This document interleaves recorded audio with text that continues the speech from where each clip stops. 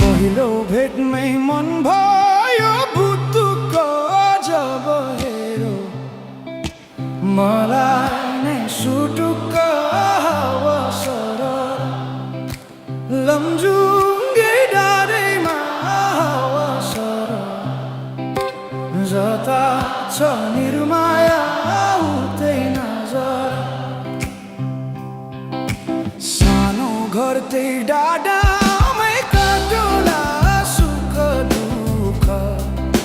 सँगसँगै साटोला